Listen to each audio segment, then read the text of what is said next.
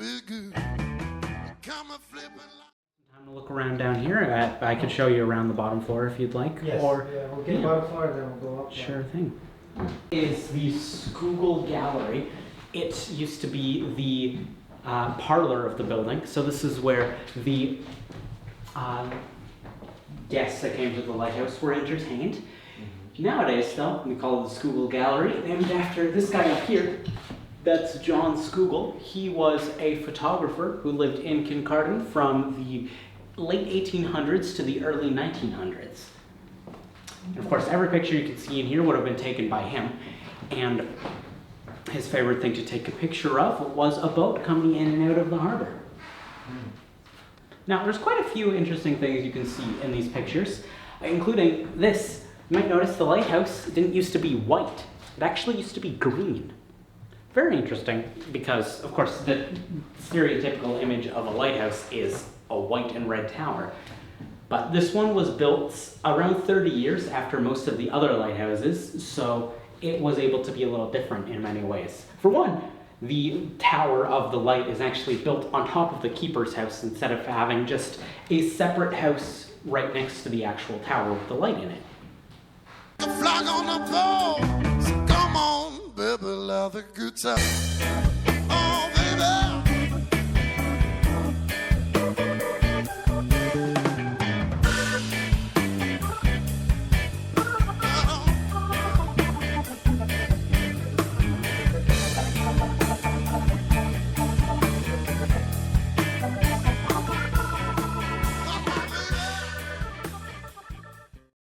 To a life jacket you would have today, it was filled with a cork instead of foam like the modern one. So it's also very solid.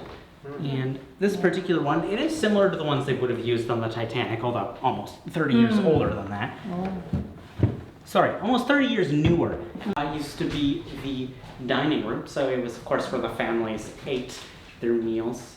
There would have been entire families who lived in here, and they were all led up here. His name was William Temple. He served in between Tom McGaw and Danny Martin here, so right in here. And all of the lighthouse keepers served for about 20 years each, except for Danny Martin, who only served for 3. Now, of course, the lighthouse keeper's job was to take care of the building, make sure the light was on at all times, and they lived and worked here.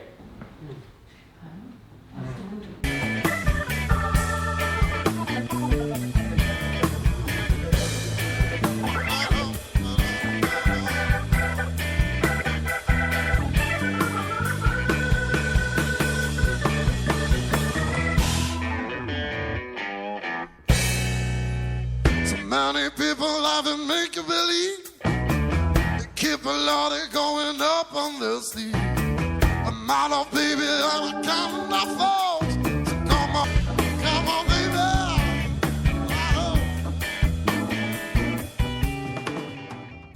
It was where the lighthouse keeper and his wife would have slept. As far as I know, all of the lighthouse keepers were married. But nowadays we call it the shipwreck road. It's dedicated to the many shipwrecks that have happened in and around the Kincardine Harbor over the years. Now, this map here has about 17 around the area. That's not even close to how many there are. In fact, there are a lot more that we just don't have records and locations for. But these are the ones that we know enough about to put them on a map. Now, this up here is probably the most important shipwreck that happened in the Kincardine Harbor. It was the Anne Maria. So it was a cargo ship that was carrying in 450 tons of coal, which was a massive overload for this vessel. So it got stuck on the shore on its way into the harbor. And unfortunately, in the rescue mission, 5 people drowned because the crew that they sent out was very inexperienced since they weren't unofficial crew. They were only people who were there at the right place at the right time. Now, they were eventually able to save the rest of them, but it was clear that there needed to be an actual rescue crew to do this, so they got the money together, they bought a boat, and they established a crew. And the boat that they use nowadays, just out there.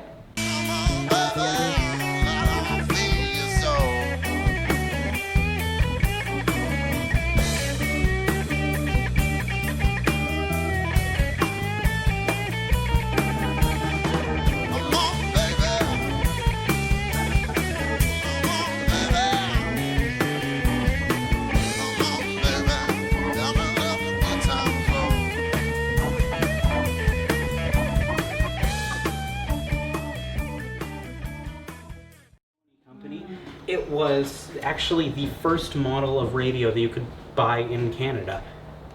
This is obviously not the first radio ever made, but it's the first one commercially available. At least up here in Canada. Come on, baby, feel your soul.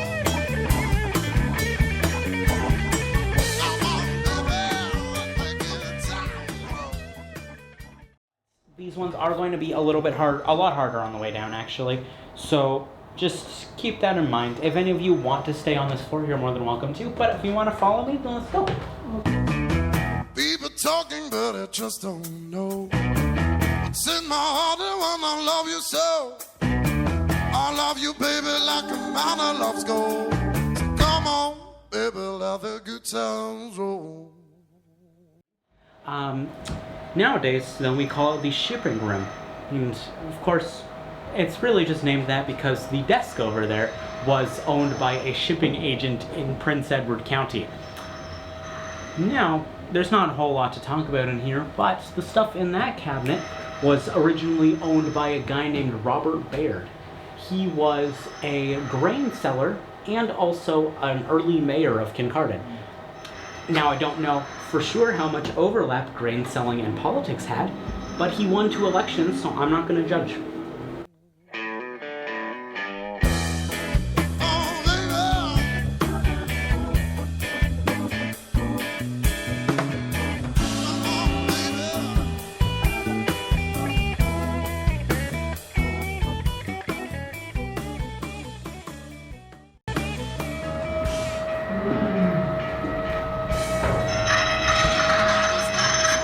Is that a highest floor? Here we are. Come on, flipping like a flag on.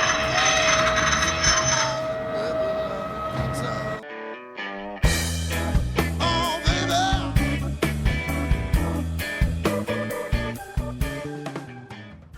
5 meters above the water. And I don't have a whole lot to talk about in here, but I can tell you that this up here, excuse me, was from a bullet. I don't know when that happened, don't know who did that, anything like that. All I know is that is indeed what happened. There was a bullet that hit the window. Oh, Yeah. too bad. Of course, that little door out there, it leads out onto the balcony. Now, we're not allowed to go. Really would have just been one big one up here, and there's also a system of shutters that would spin around in front of it to make it look like the light was flashing. But now, of course, that's done with the motor, and the light itself spins.